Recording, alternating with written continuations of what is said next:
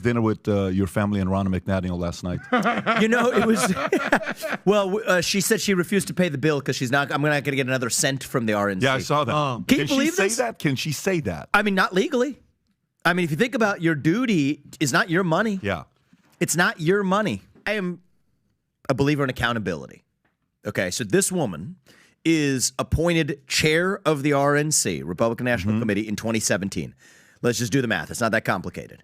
2018, loss. 2020, loss. 2022, no red wave. 2023, bad trouncing.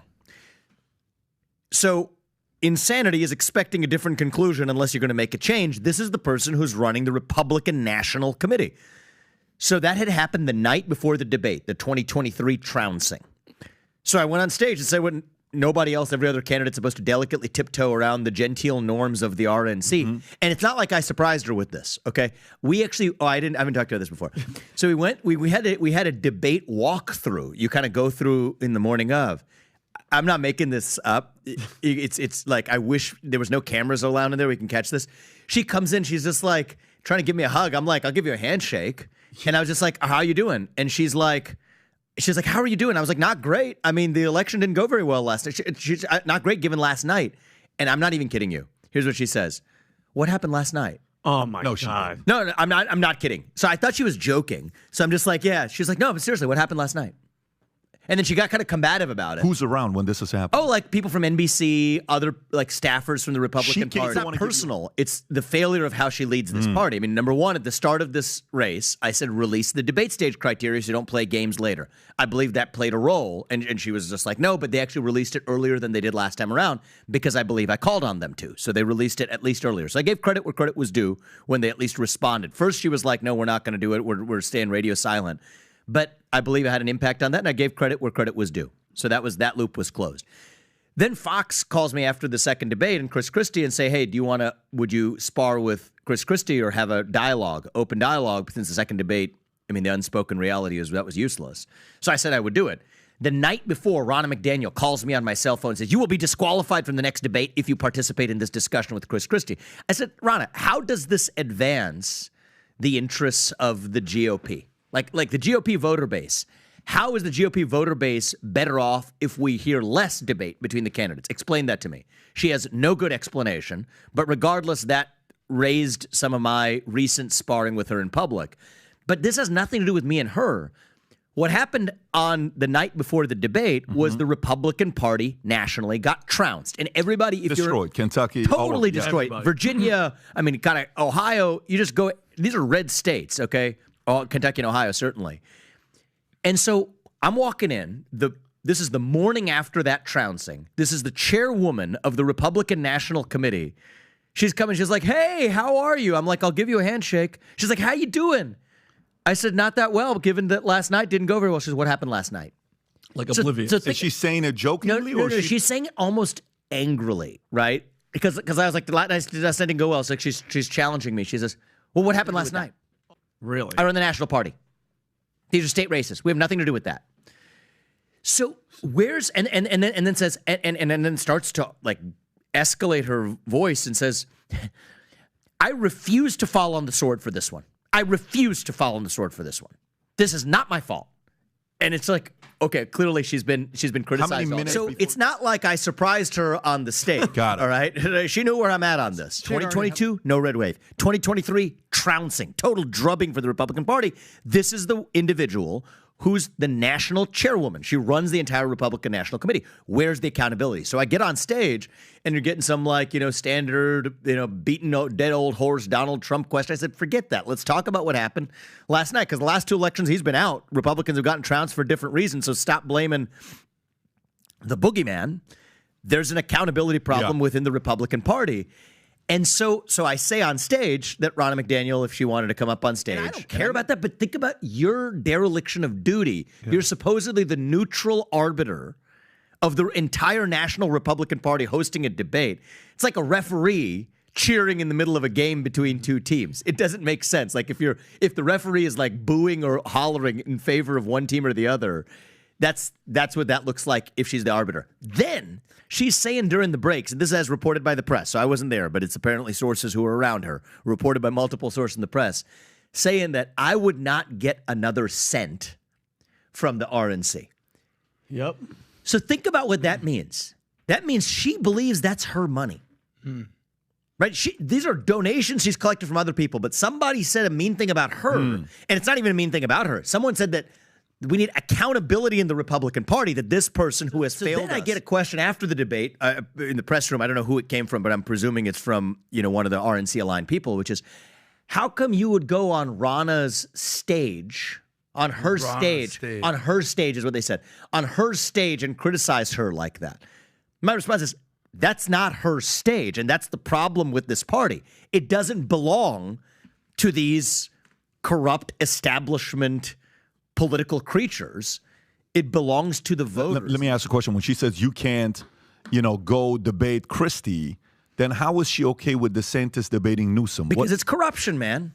You think that's what it is? Absolutely, it's corrupt. Because the people who are propping up Ron DeSantis, like the super PAC money, all of that's doing up, and it's not criticizing Ron or not criticizing. It has nothing to do with it. It's just the system is.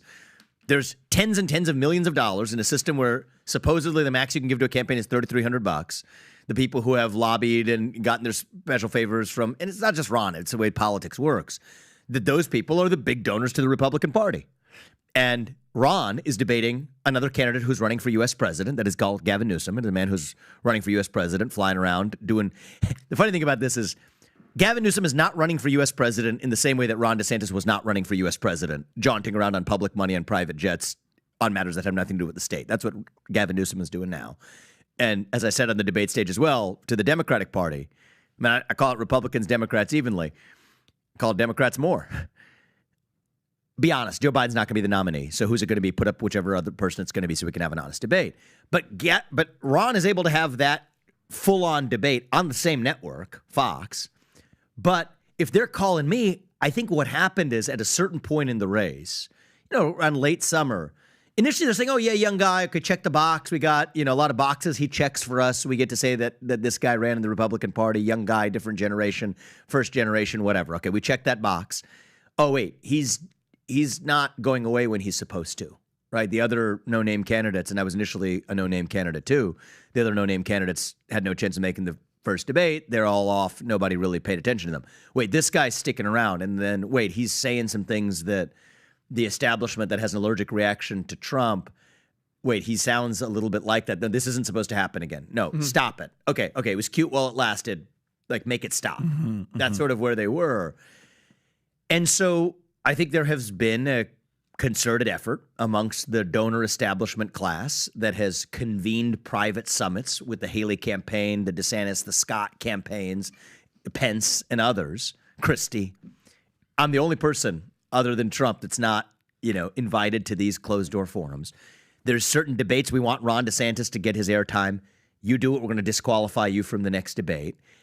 And then you get to the place where now, if you're critical of that party, she says, we're not going to use that she, because she doesn't like what I said, it's a personal conflict of interest, is going to say you don't get another cent from the RNC. So in a certain sense, they prove my point about the corruption to say that they view this as their money, to treat it in a way that they're going to pick whoever their favorite horses are. Yeah, that's very strange because the voter, I'm sitting there saying, and I even asked the governor, I said, why are you debating Newsom? I think a year ago made sense. I think right now makes no sense for the two of you guys to debate. But Rob, do you have the clip of Ronna McDaniel being confronted about what Vivek said and what her response is? And she said, I'm not the one running for president. Play this clip if you could. There were allegations that were thrown on the stage by one of the candidates in particular, arguing that the Republican Party has a culture of losing.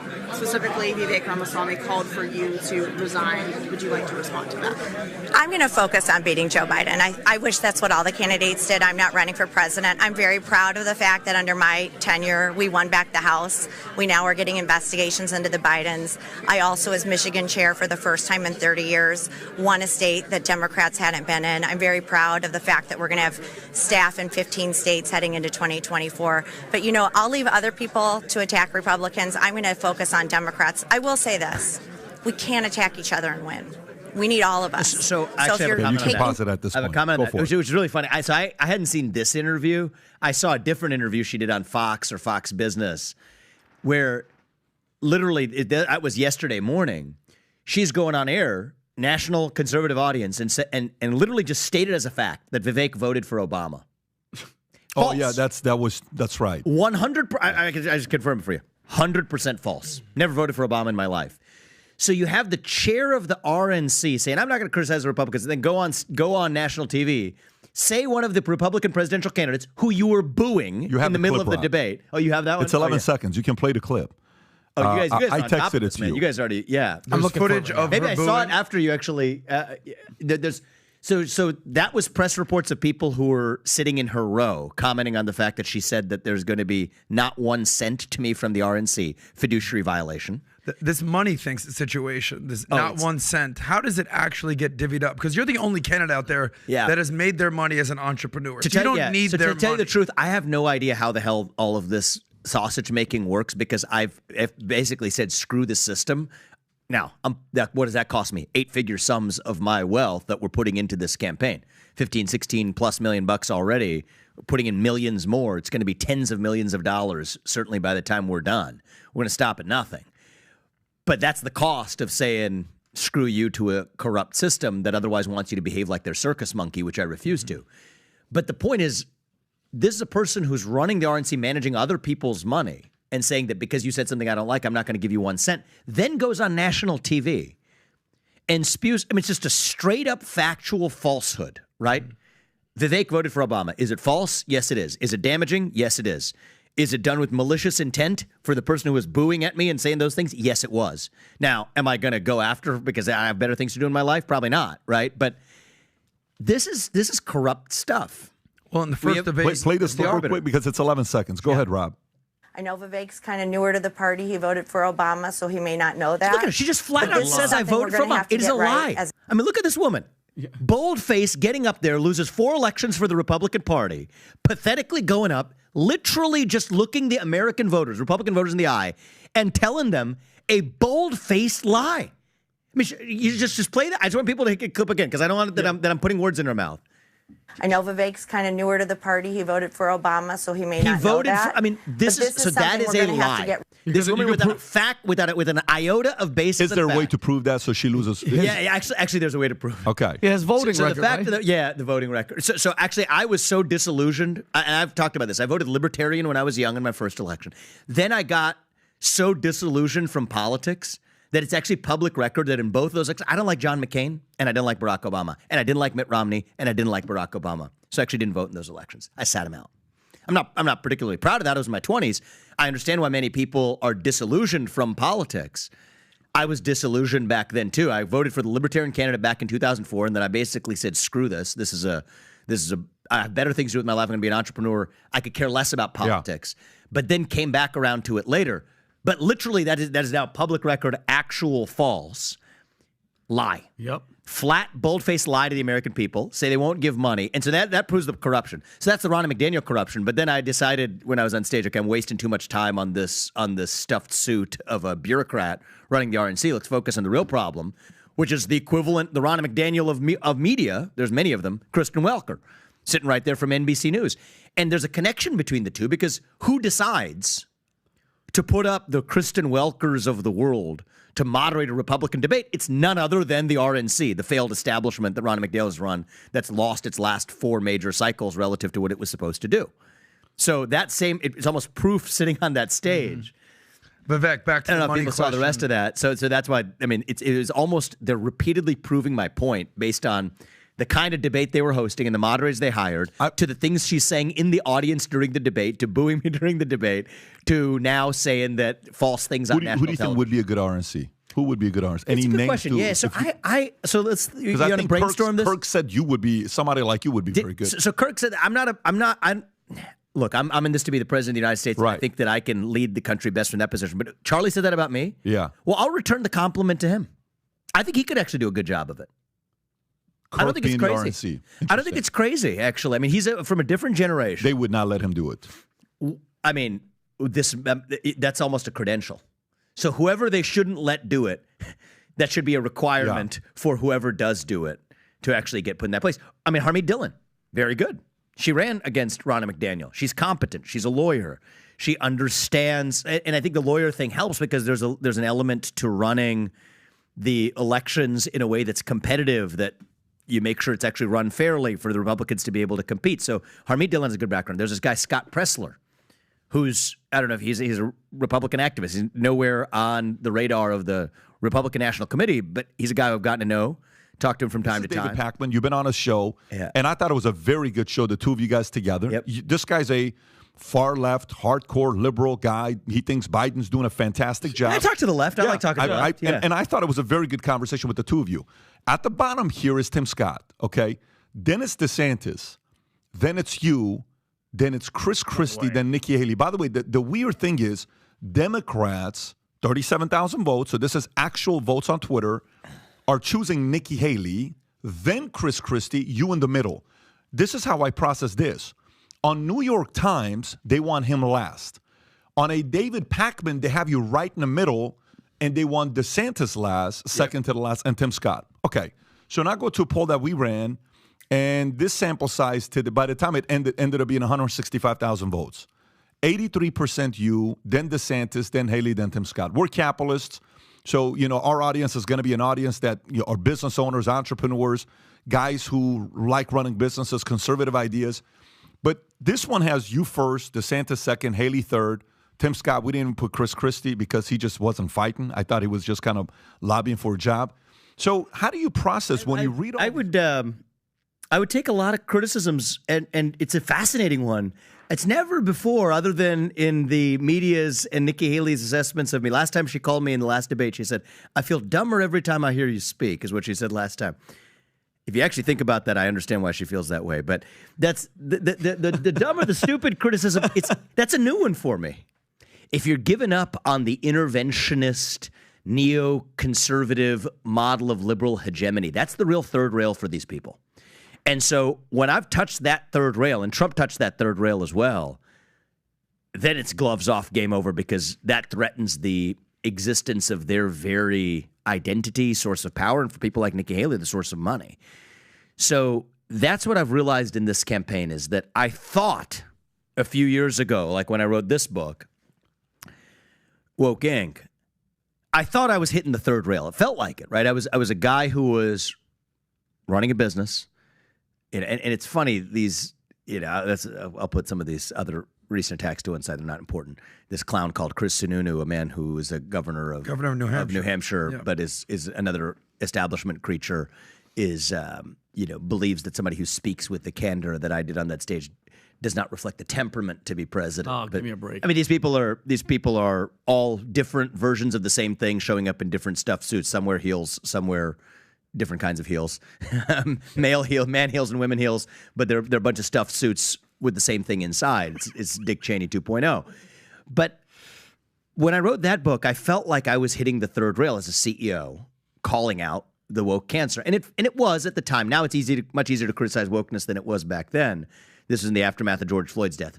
But actually, here's what I've learned in this campaign. That wasn't really the third rail. The third rail is really going heavy on clarity that the U.S. should not be electing to enter wars, that war should never be a preference, only a necessity, that the sole obligation of a U.S. policymaker is to U.S. citizens here on American soil, period, not to some other person in another country, that the corruption is bipartisan, and that the super PACs are a cancer in American politics. I mean, if you're hitting these points, that's the real third rail for the establishment. They're happy with people going hard on anti-woke, at least from the right-wing version of the establishment. And so that's been one of my learnings in this campaign, is what you think is the third rail and you're riding it, if they're really still propping you up, you're not really hitting the third rail. You're not really getting to the depth of talking about what others aren't willing to talk about. But I just was speaking my convictions as it relates to the war in Ukraine, which I think has been a corrupt intervention and something that has not advanced U.S. interests. That's really where we say, oh, no, hold on, hold the phone, make sure we suppress this guy in a way that, to bring it full circle, was the way that we were suppressed when we reported on the Hunter Biden laptop story. So it's interesting how that kind of comes full circle, but that's where we are today. I think that Nikki Haley came out to be actively pro-war. I mean, there's a woman who calls her heels ammunition. This is a woman who, I think when she comes, I felt like saying on the stage, I'm not some third world nation that you want to come bomb, right? That's what she sees. The bombs explode, her bank account grows. That's the kind of person that says, okay, if she has really greased the wheels of her own bank account to do the thing that we want America to be doing, that's our new puppet. She has no chance, right? I mean, this woman's going absolutely nowhere. Governor. And I could go on. I mean, this is just a consistent pattern. Okay, this person has repeatedly milked and done favors for people who have scratched her back. She does her short-lived, cup of coffee stint at the UN, okay? Very short-lived stint. Her real foreign policy experience wasn't her time at the UN. It was the millions she made afterwards. After she steps down, her family starts a military contracting firm, Allied Defense LLC. If the mainstream press were doing their decisions, Allied Defense should have to disclose who their clients are. I did something that normal business people don't do. I've put up 20 years of my tax records, personal tax filings. She should put up 20 years of her personal tax filings and put up the clients of Allied Defense LLC. If you're running for U.S. president, tell us who the damn clients are of the military contractor that you started, presumably using your connections from the UN. Starts the military contracting firm. Starts, again, then serving on the board of Boeing.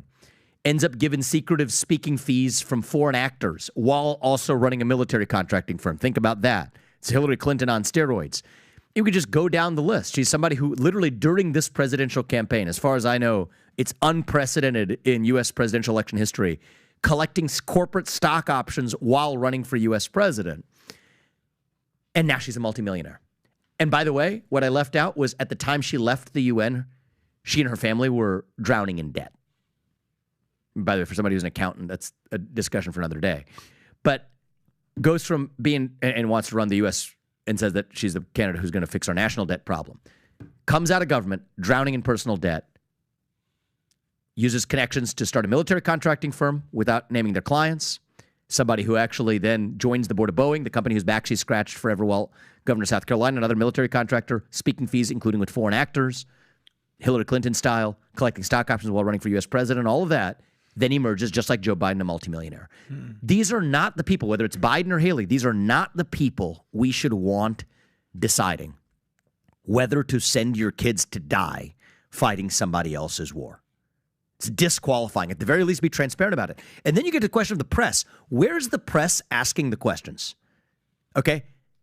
What are the clients of Allied Defense LLC?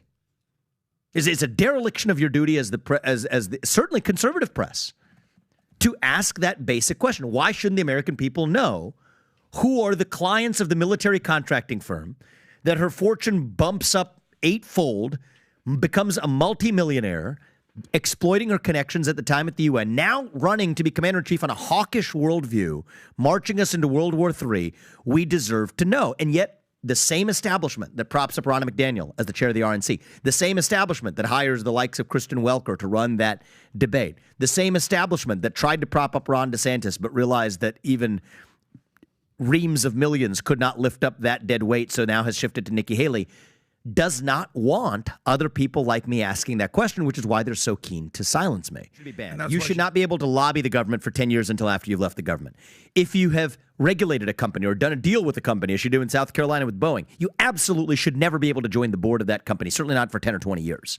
Okay? You shouldn't be able to trade individual stocks with your own individual investment discretion if you're a congressman or a regulator of that Nancy specific Pelosi. industry.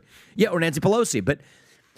But here's the thing, man, because I have been very critical of the corrupt Democratic establishment, the Pelosi's, the Bidens, the Hillary Clintons of the world. But I can't do that with credibility if we have the same problem in our own house, but then you're not supposed to talk about it. Okay? And here's the thing that, the Republican Party claims to be the party that is against identity politics. I mean, there's an unspoken rule in the Republican Party that if you have two X chromosomes, you got to be careful about going after her.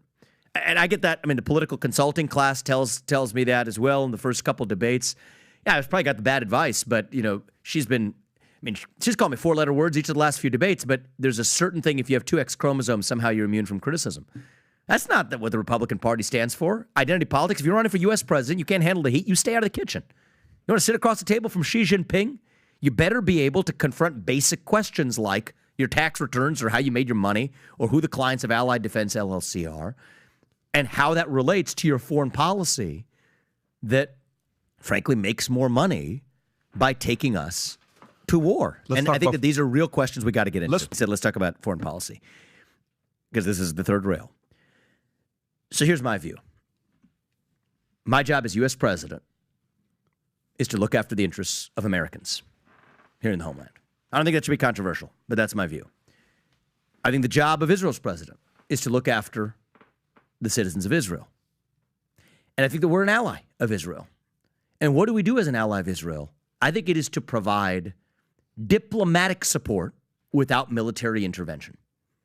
And so all of the stuff about sending this kind of aid or that, I think it's better for Israel and better for the United States if we mind our affairs and they mind theirs, but we give them the diplomatic support they need to say, you get to do whatever you need to defend your homeland. I think that's what I said on the stage. I mean, if I was on the phone with Bibi, I'd tell him, you know what?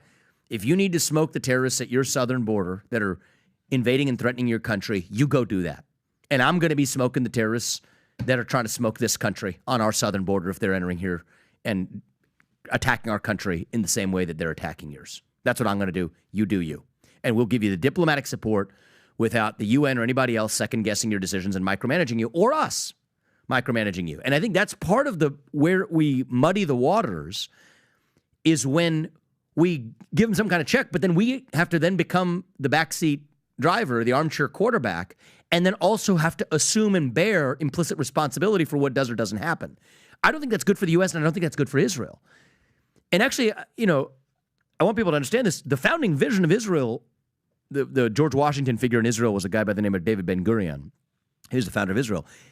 The whole premise in the founding of Israel, he said basically words to this effect. He was an eloquent man, about 5 feet tall, but a big man, a mighty man, who said, we don't want to depend on the sympathies of the West or anybody else, or the United States or anybody else. I want a country where we will defend our own existence without depending on anybody else to do it. That was the premise of Israel.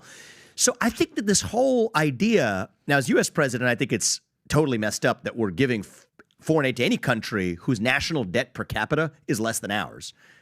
But from an even Israel perspective, that was the founding vision of Israel itself. So my view on here's what I would do is let Israel do whatever Israel needs to do to defend itself. My job as the U.S. is to look after American interests. We'll give them diplomatic support to be able to do that.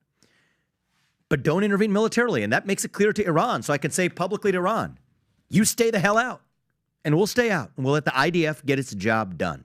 In the meantime, because you read some of those headlines, if you hit us, the United States of America, if you hit our sons and daughters on military bases, our troops who are serving this country, if you actually hit them, we will hit you, whoever that is, whichever group that is. We will hit that group back, the person who actually hit us, 10 times harder.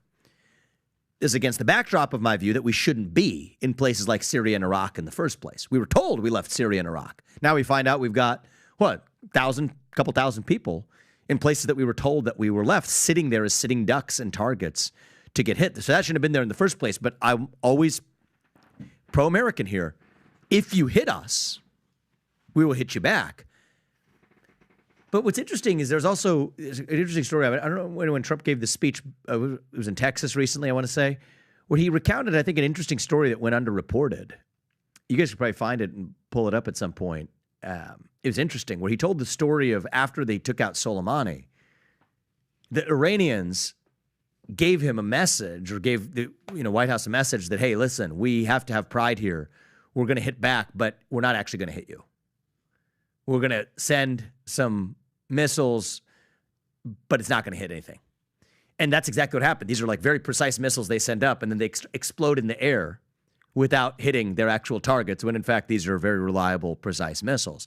So in a certain sense, and that was interesting. It was fascinating. He hadn't told that story before. I think certainly the government hadn't told that story before. And so it's interesting where the responsible job of a U.S. president is to advance our interests, to be strong, to protect Americans. But it's not in our national interest to automatically sleepwalk our way into World War III. So for the people who are saying that because Iran funds, Hamas or Hezbollah or the Houthis or other groups, and those groups hit Israel, that gives the U.S. a reason, like the Lindsey Grahams of the world that make this argument, to preemptively strike Iran. Think about that logic. According to that logic of proxy warfare, Russia would have the right to hit the United States now because we're funding Ukraine to hit Russia. So those messed up theories of proxy war, that's how you get to World War III. And I think it is a vital national interest. So we have this thing I rolled out the night before the debate. It's our No to Neocons pledge. Actually, people should go there. We're not asking for money or anything else. Just sign the pledge if you're on board. NoToNeocons.com. Okay? And every person who is a political appointee in my administration will have to sign it. Yeah, there's this. There's the No to Neocons pledge. NoToNeocons.com. You go there. Look, just scroll down. This is not controversial stuff. If you scroll down to the 3 elements of this pledge, avoiding World War III is a vital national objective. I mean, maybe Nikki Haley agrees with me on that, disagrees with me on that, but I think most people will agree with me on that. War is never a preference, only a necessity.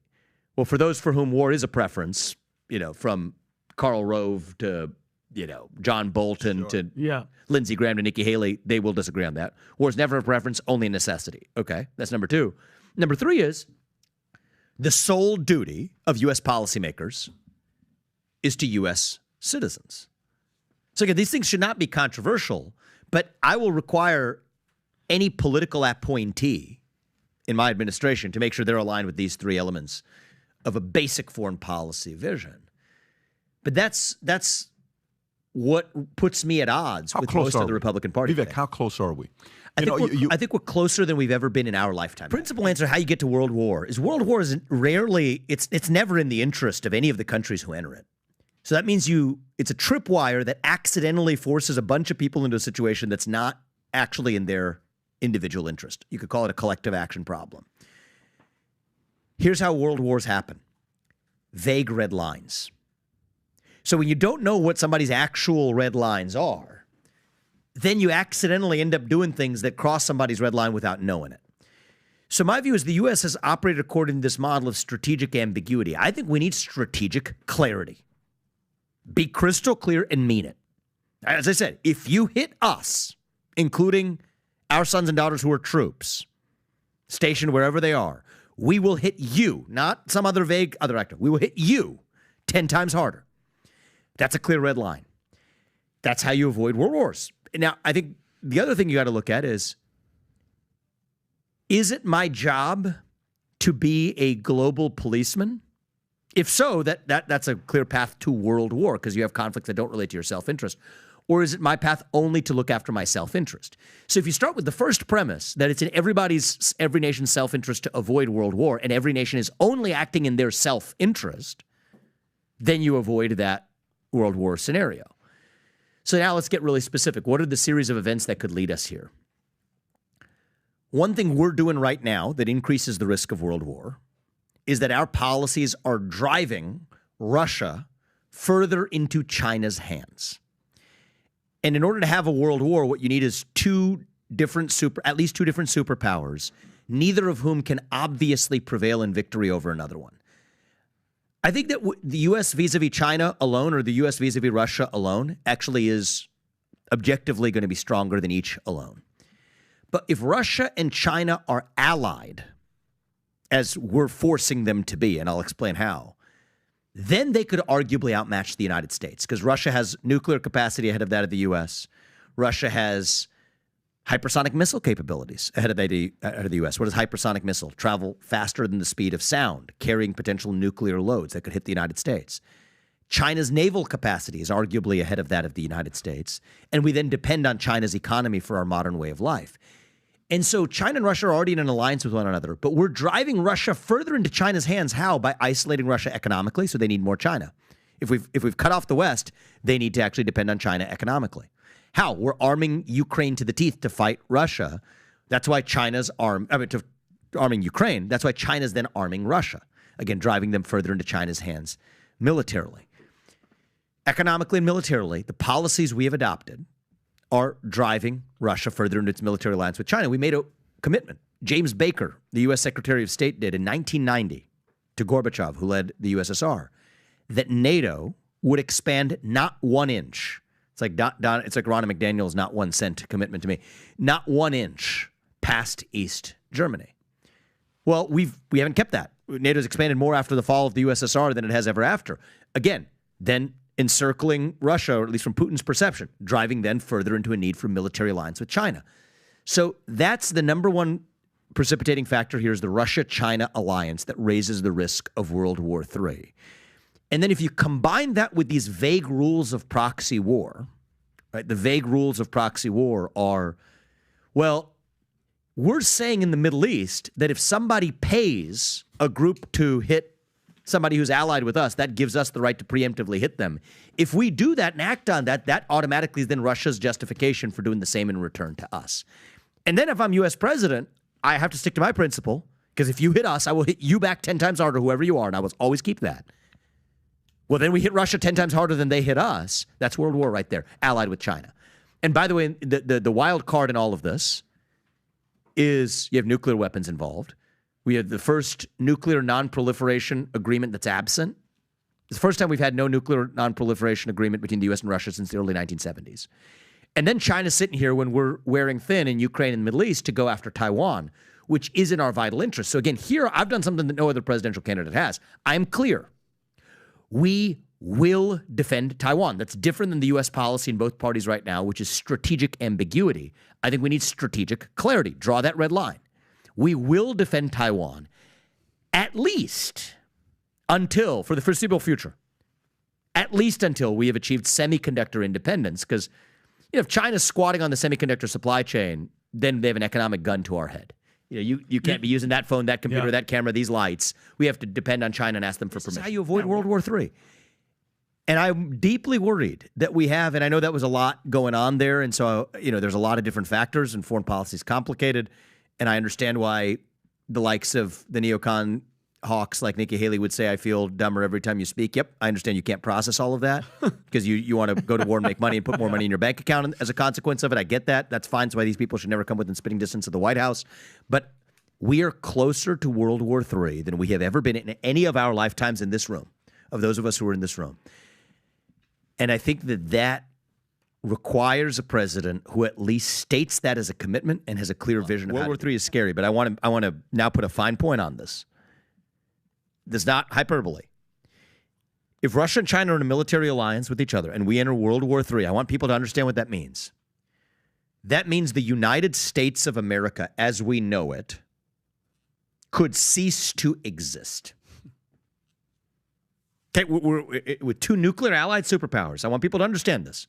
It's not some vague idea of avoid World War III. No, like this country that we know, 250 years in, the greatest country I believe known to man, to secure freedom, to advance to allow human beings to achieve the maximum of their potential. That gift to human history that we have the blessing to live in today, that nation will be at a high likelihood of ceasing to exist if we enter World War III right now. Why do I say that? Because that same foreign policy establishment that led us to Iraq and Afghanistan and spend $7 trillion and kill tens of thousands of our sons and daughters fighting somebody else's war, which is a mistake.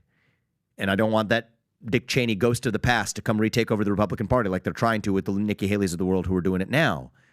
That same foreign policy establishment, as they were doing those things, failed to protect the borders of this country, failed on cyber defenses, completely missing, failed on, and I want people to understand this, with a country like Iran could hit us with a super EMP, an electromagnetic pulse attack. What does that mean? It takes out our electric grid in a matter of days. You could have millions of Americans impoverished instantly if our electric grid is taken out. You could have tens of millions of Americans impoverished instantly if our entire electric grid is taken out.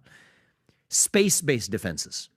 Russia and China both have space-based offensive capabilities. We have neither meaningful space-based offensive or defensive capabilities when it comes to space-based nuclear capabilities. So cyber, super EMP, space, border, missile defenses, all missing. So our homeland is as vulnerable as we have been in a long time. Russia has actually been accumulating nuclear weapons at a much faster pace, way faster pace than the United States. Hypersonic missiles that beat old, outdated missile defense systems. Against this backdrop, do you really want to march your way to World War III? It's bad enough to say I want to send $200 billion of our taxpayer money so that some Ukrainian mid-level kleptocrat can buy a bigger house, because that's what's been going on so far. Well, we're $34 trillion in the hole over here. Bad enough here. And that's all bad enough. But that's not even the biggest risk here.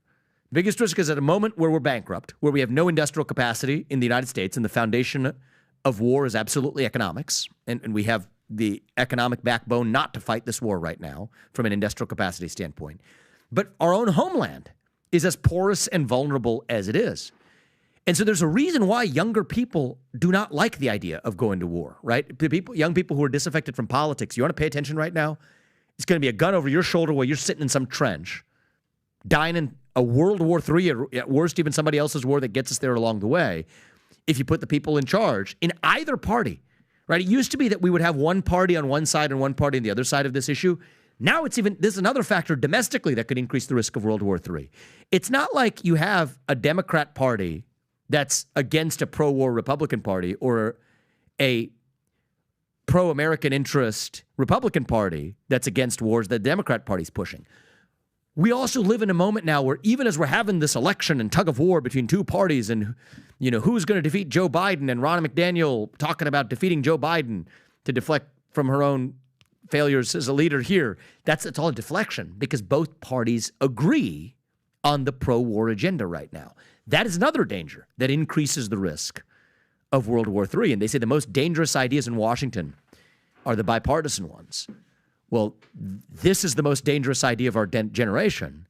And I think that the policies that they're advancing of arming Ukraine and otherwise to the teeth, driving Russia further into China's hands, yes, our own policymakers are driving us into World War III, where the risk of doing so is at the highest point it's ever been in our life, and at a moment where we could very well lose it, which means our nation ceases to exist.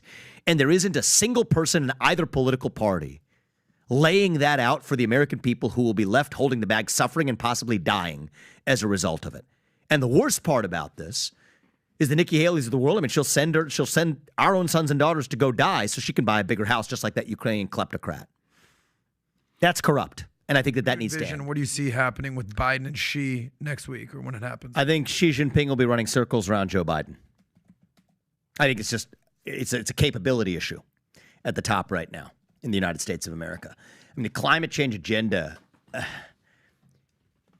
is part of what China uses to laugh at and trample and stomp all over the face of the United States of America.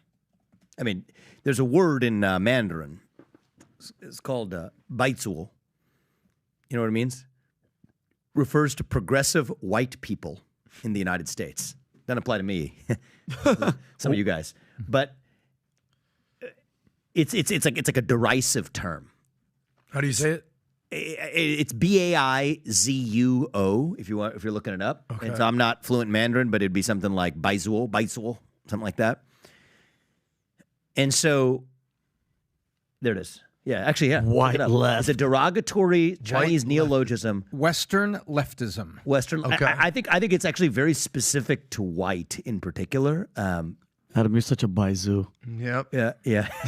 No, I don't think so. No, they're referring to the kind of people who support Biden, actually. Yeah. So and to some extent, Biden falls into this category. So the climate change agenda, the idea of throwing climate change in that, this is the useful idiot. Yeah. It was in Russia. Right? Because it's the modern version of the useful idiot. Idiotic liberals, right there, second line. Yes. So it is. It's the communist useful idiot from the 1950s. Exactly. So that when I hear climate change on that agenda, that's useless for the United States, because that's just a way for China to run laps around us while we're flogging ourselves. And, I think that's kind of what they've done on some of these issues of race and human rights. I mean, a couple of years ago, what was Xi Jinping saying? Black Lives Matter shows the United States is no better, when he's questioned about putting 1 million religious minorities, Uyghurs, in concentration camps and subjecting them to forced sterilization and communist indoctrination and worse. So I think that because of that self-hatred that exists in the United States today, particularly on the left, China understands the useful idiot, the baizuo, to be able to exploit that psychological insecurity back against us. And because Biden is so obsessed with self-flogging the United States for our modern way of life and our sins of systemic racism and everything else, dating back to the apologist agenda that the modern progressive left embraces, that puts China at a competitive advantage in any discussion that looks like the one they're about to have. My discussion with Xi Jinping will be different. Yeah. I want to know what that would look like, yeah. You unleashed hell on the world with the COVID-19 pandemic. We know it was a lab leak. You lied about it. The only question is, was it intentional? Mm-hmm. If you don't tell me now and we find out separately, there's going to be even bigger consequences than there are already going to be. We know it was intentional because, well, here's what it's going to be. Financial consequences of the highest order. Using every financial lever we have available. If we don't hold you accountable for that, then we know we can expect worse in the future, and I'm not going to expect worse in the future. Financial consequences using every lever available up to and including the national debt held by China. We will extract our appropriately due reparation for the COVID-19 pandemic. Oh, and by the way, you're not playing by the same set of rules. We're going to be kicking you out of the WTO and any sort of relation from a trade perspective with the U.S. unless you're playing by the same set of rules. No IP theft, no data theft, no forced technology transfers from American companies, no turning our companies into lobbying pawns. None of that until we're playing by the same set of rules, or else we're done. And by the time I show up at that meeting, I'm going to have done my homework. We're already onshoring to the United States, and we've already bolstered relationships with Japan, South Korea, India, Australia, and otherwise, such that he knows when I'm sitting across the table from him, I'm not BSing him, right? We have a stronger hand than he does. That's worse for him than it is for us. He knows and so then that. He has to fold, and he knows that. But he has to know that when he shows up, which means you got to do your homework before you show up at that meeting. The other thing I will say is, don't you touch and come within spitting distance of the idea of annexing Taiwan anytime in the foreseeable future, because we will defend, at least until we have semiconductor independence in this country, because you will not hold an economic gun to our head. I know that's the wet dream that China has. No, we're not going to let you do that. It's not going to happen on my watch. And then after we have semiconductor independence, we'll resume our current position of strategic ambiguity and see what that looks like in the future. Former leader of another nation, former head of state, as an event, he approached me afterwards. He said, they're not happy that an American, and particularly you, is running for U.S. president. I said, oh, you know that from having known them. He's like, no, I know that from knowing it now. I said, okay, well, it's interesting to know. China's, I don't think our adversaries are going to like it very much if you have somebody who's in office that can't be exploited in the way that Biden is. However, I will give the world, our allies and adversaries and our own citizens, the same message. That's what makes it credible. Our sole obligation is to protect U.S. citizens here at home. So it's interesting how much more credible your message is. Your allies can take it more seriously. Your adversaries can take your red lines more seriously. Our citizens can take it more seriously if you're actually saying the same thing to everybody. My sole obligation as the U.S. president, my moral obligation, is to the Americans here at home. And everything that I'm going to draw as a hard red line tracks that, and that's how you know I'm going to keep it. And so they will take it more seriously. And I don't think world war is in China's interest, and I don't think world war is in America's interest, and I don't think it's in Russia's interest, and I don't think it's in any nation's interest. And so the way we avoid it is by having those clear red lines, clear answers about what we will and won't do. Don't drive our adversaries in different ways into alliances with one another. Get Russia out of China's hands. Be very clear with our own people that war is never a preference for us. It's only ever going to be a necessity. That avoiding World War III is a vital objective. And then we protect our own homeland enough to say, God forbid there's a major conflict in the future, we know that we're not as vulnerable as we are today. Those are the basic next steps when it comes to foreign policy of the next U.S. president. And then reducing that economic dependence on China is an easy win that we can deliver along the way. Day one, if your Social Security number is an even number, you're out. I can almost state with certainty that on week 2 of that, nothing's going to be different other than having reduced the size of the federal employee base by half. And my suspicion of what we will find is that's still too many people. So as I take the first number of your Social Security number of who's left, and if it's an odd number, we're keeping you, and if it's an even number, you're out. That's a 75% reduction then in the federal employee headcount. Not a darn thing's going to work less effectively. It's actually going to work more effectively as a consequence. That's how you then get to say, okay, this is sizable. change. We can start with zero-based budgeting, and going forward, we'll say what is actually necessary. I'm not even going to start with last year's budget that the administrative state tells us is necessary. I will start with zero as the baseline, ask what's actually necessary. And that's how we solve the national debt. That's how we solve the crisis of the deep state and the shadow government. That's how we restore accountability in government. It's how we make sure the people who you elect to run the government are the ones who actually run the government. And so I think that is pretty darn close to what my plan is going to be. People it's pretty bold. How are you going to downsize the federal government? Last digit of your social security number. First digit. And then the first digit. I think Tucker actually could be very interesting as a choice. I mean, I think that's he's one of the smartest individuals I've met when it comes to understanding the soul of our country, and is, despite the establishment media's attempt to paint him as some sort of right-wing caricature, he's not actually a partisan figure at all. I mean, I think many of his positions defy partisan orthodoxy. He's an independent thinker, and I think could help rebuild. I think he has already helped rebuild trust in this country. And so I've been grateful for the relationship. I haven't known him for nearly as long as others in the world of media or politics. I've only gotten to know him in recent years, and particularly in maybe the last 2 years. But I think he's a thoughtful individual. I'd want somebody in that role. Depends on what you want in the role. For me, if I'm looking for an advisor and I want it in that role, I think that he's not a bad choice to be able to put in that role and actually be thoughtful about it. I think that there's a different role you could have for your VP, which is also an executor. And so there I might be thinking about somebody coming from the private sector. I mean, Elon Musk he's not a natural-born citizen born in the United States, but I think he would be an outstanding partner to have to be able to do the thing that I just talked about right here, right? Which is 75% headcount, odd numbers go, or even numbers go, doesn't matter, whichever one. Cut number one, cut number two.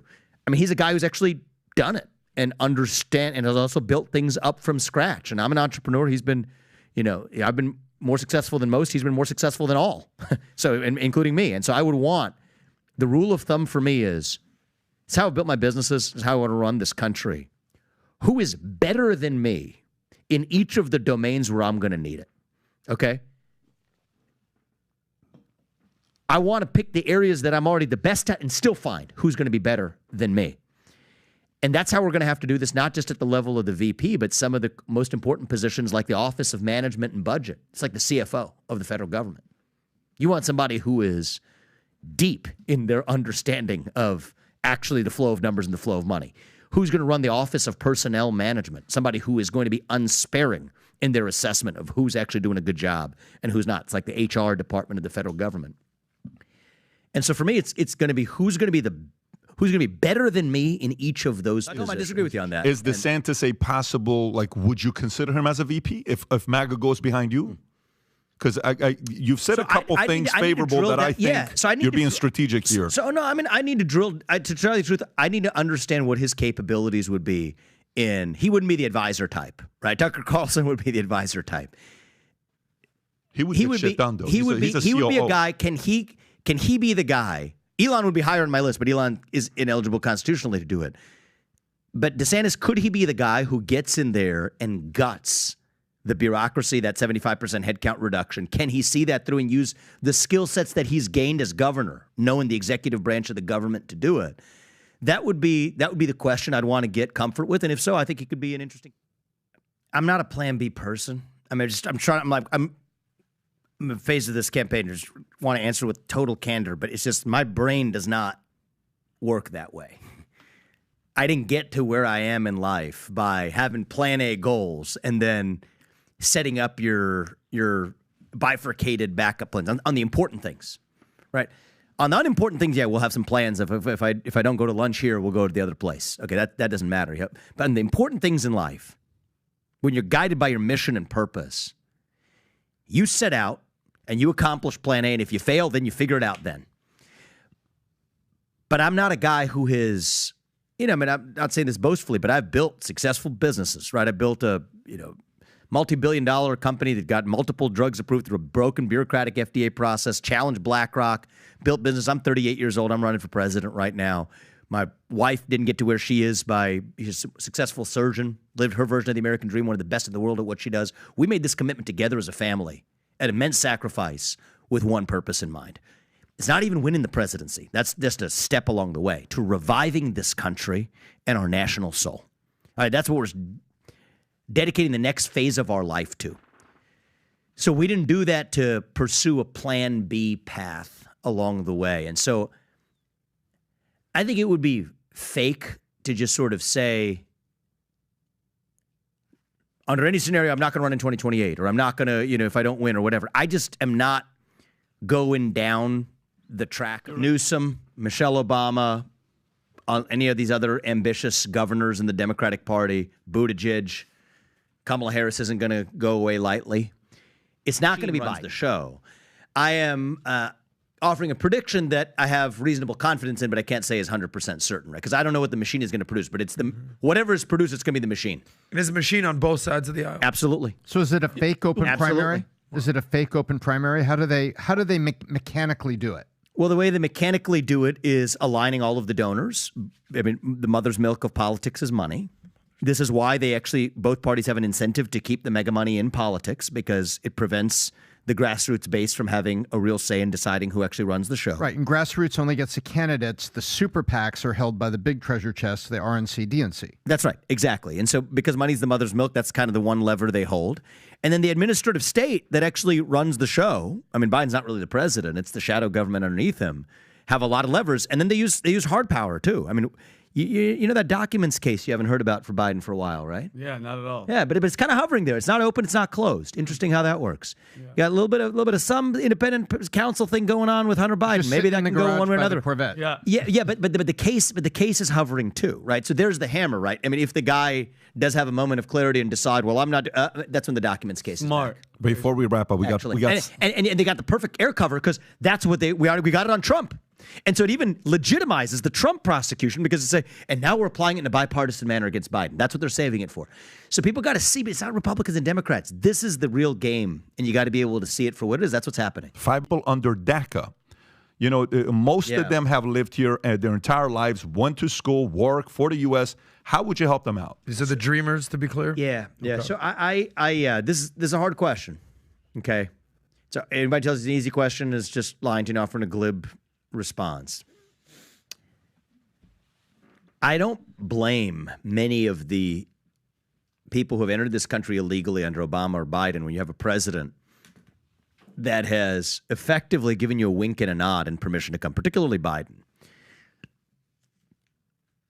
However, we're a nation founded. Oh, his brother's here. His brother's here. Oh, we're good. We're a nation founded. The last one was the odd number ending in Social Security. The first one, it starts with got phase 2. I got phase 2 coming right here. So the short answer is, and I think we got to roll. We're I know we're having too much fun, but I think I can feel my phone buzzing, which means they say 11:30. We're about to wrap up. Okay, got it. So anyone who's in this country illegally, if we're thinking on the timescales of history, I think has to be returned to their country of origin against the backdrop of, at least for those who have demonstrated themselves to make real contributions to this country and abide by the rule of law, to have a legal and a reformed and sensible legal path to immigration. If I'm in the White House as a father of 2 sons, I'd have an awful hard time looking my 2 sons in the eye and telling them, you have to follow the rules, if the government that I am leading doesn't follow its own rules.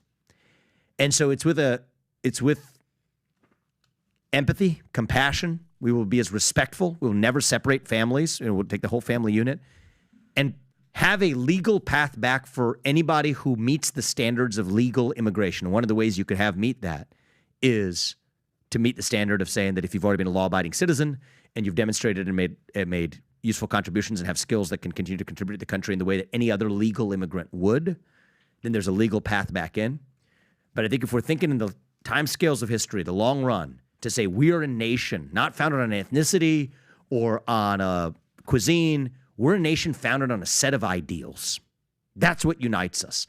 And one of those ideals is the rule of law. Then we have to stand by those ideals and mean it, not just when it's easy, but when it's hard.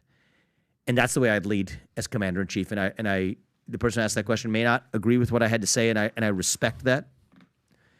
But that's where I would land, and I would lead nonetheless with compassion and dignity for every person involved, and make sure that we handle it after we've done the first step, which is making sure that if you're in this country illegally, you can't be here. Got to respect the fact